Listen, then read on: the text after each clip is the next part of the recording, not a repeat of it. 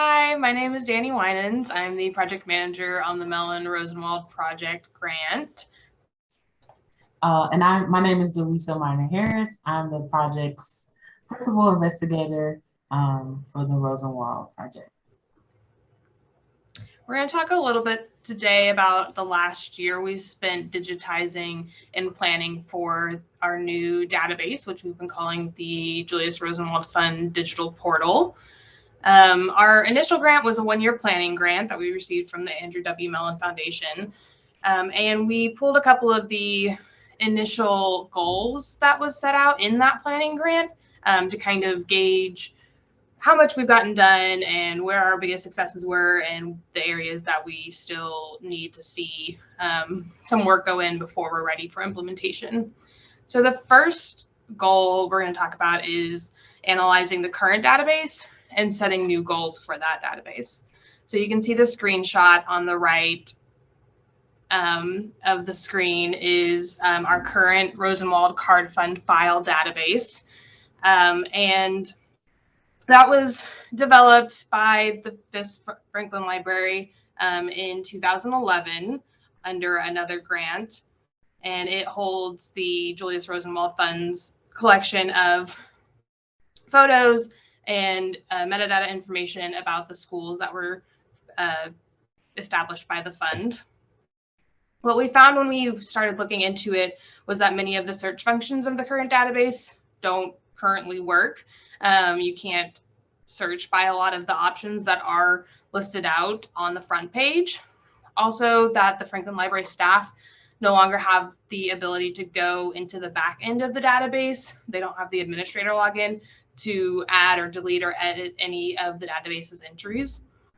But the biggest issue we encountered was that the school images that were included in the original database were heavily edited and changed to black and white, including the high resolution preservation backups that we had stored in a couple of different places, but they'd all been edited from their original, the way they originally looked.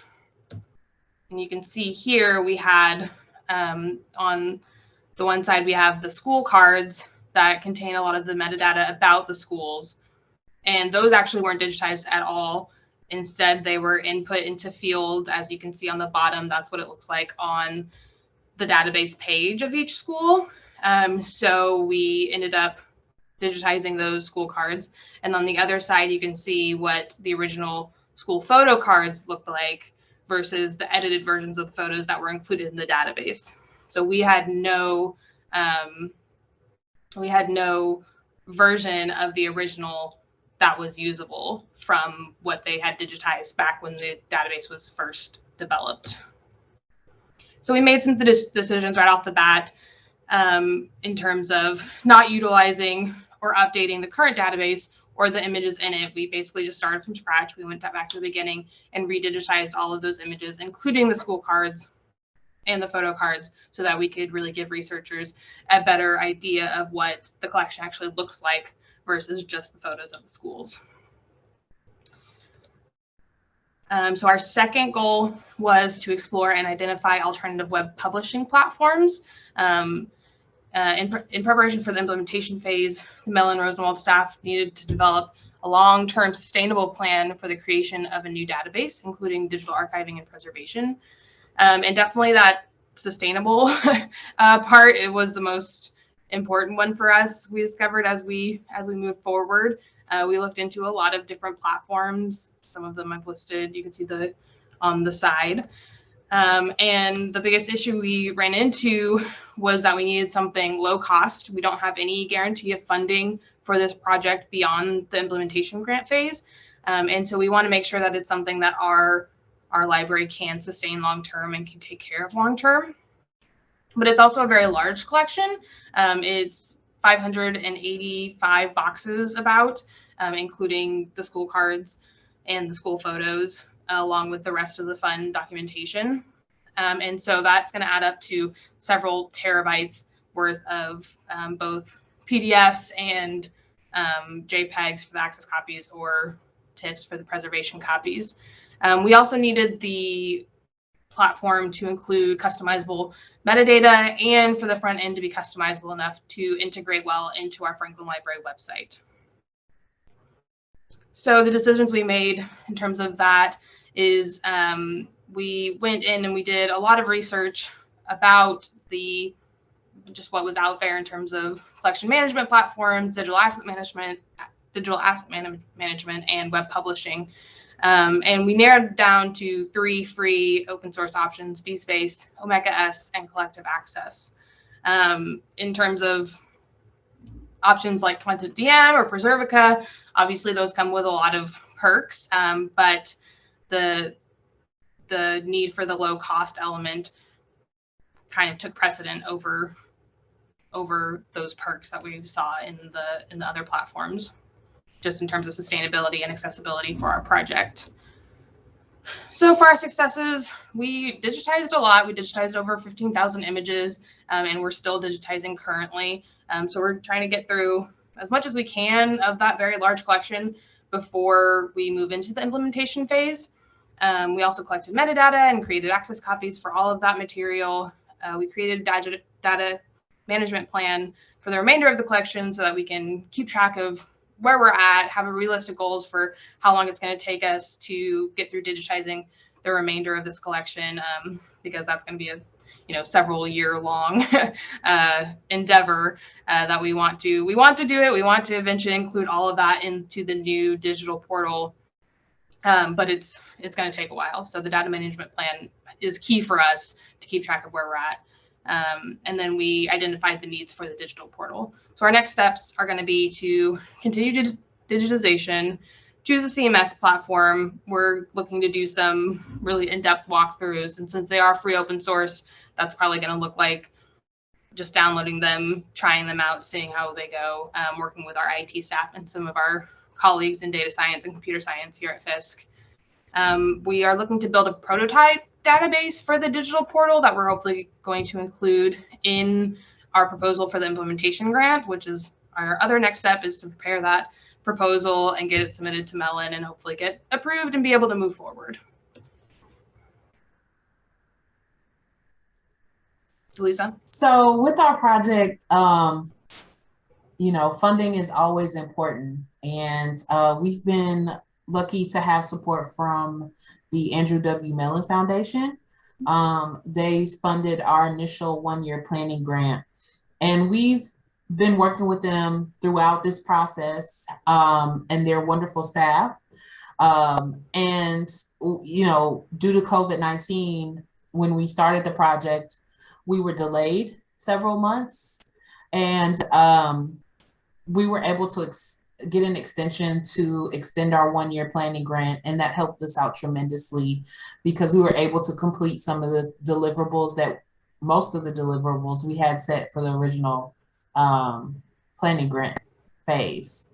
And now we're working within our extension, and we're looking to complete our application for a bridge grant. So during our bridge grant, we'll complete technical infrastructure planning, which is very important to the portal being built, and making sure that we have a sustainable platform for years to come, something that we can edit and change over time, as well as develop any other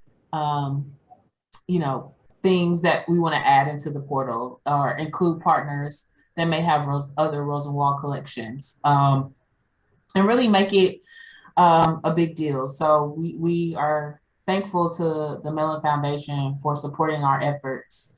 And then we'll be looking to go into a larger phase, which will be implementation.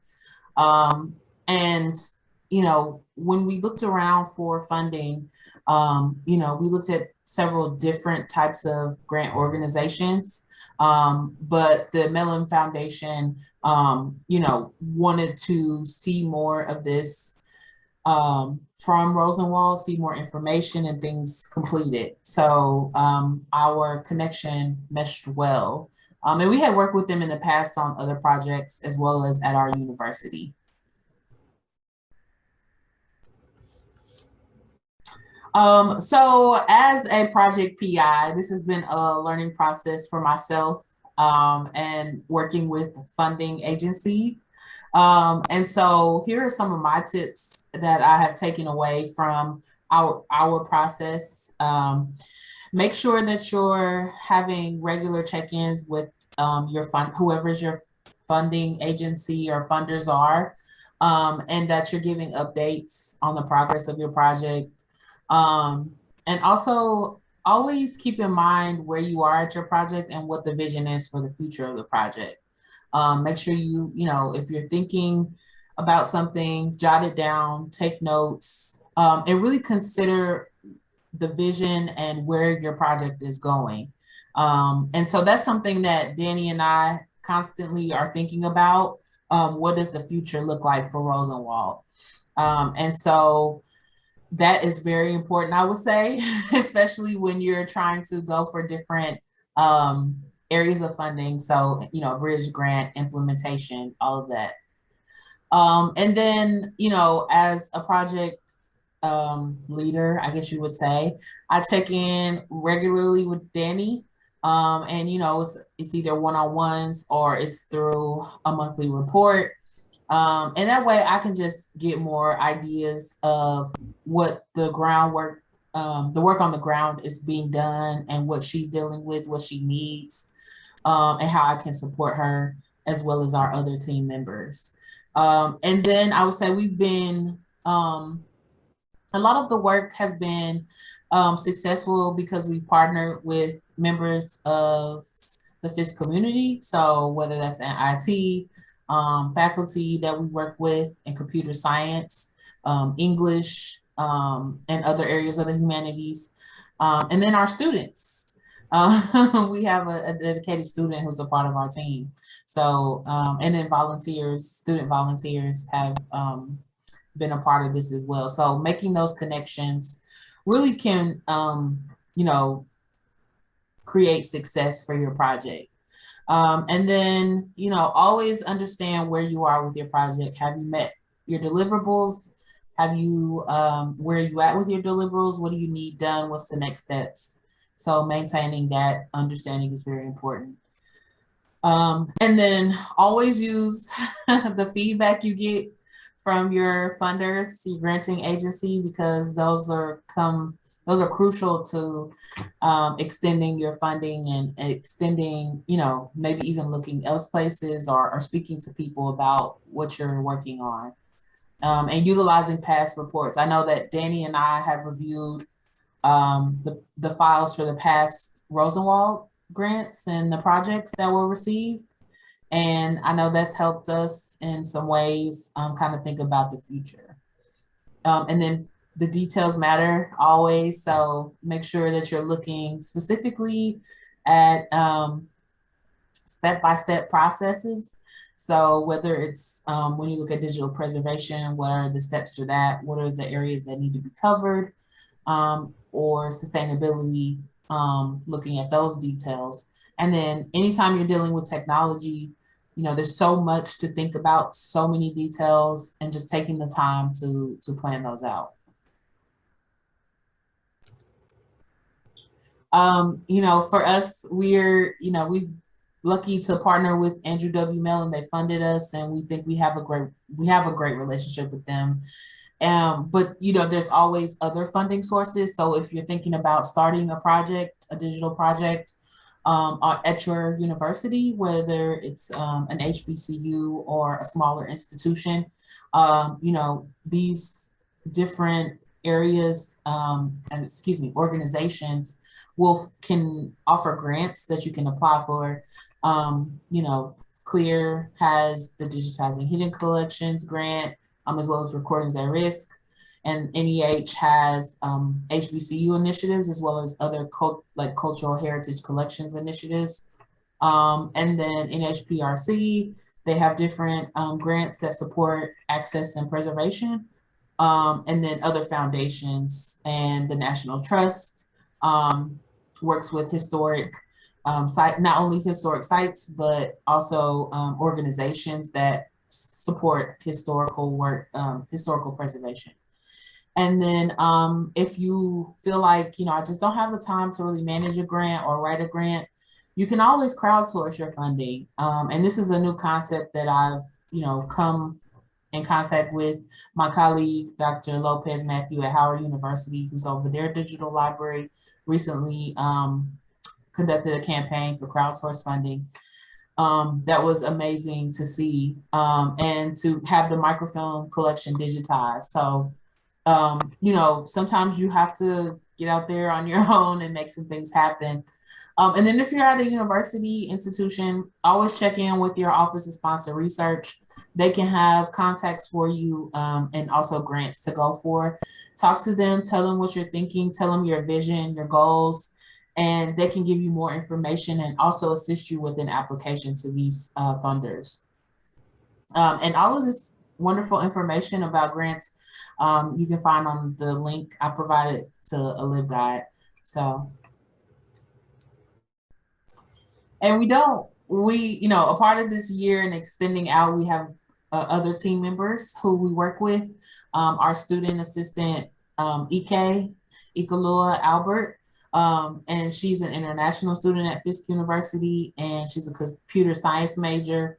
And so we're happy to have her a part of Rosenwald. She's done some great work working with Danny. And Dr. Laura Wilson, who's our CLEAR postdoctoral fellow in data curation for African American Studies here at Fisk. She's been working with our team in developing our data management plan. So both of them have contributed greatly to scanning and metadata creation and other planning activities that we've had throughout this year. And from this project, we were inspired to create a space in our library, and we've named it our Franklin Library Digitization Center.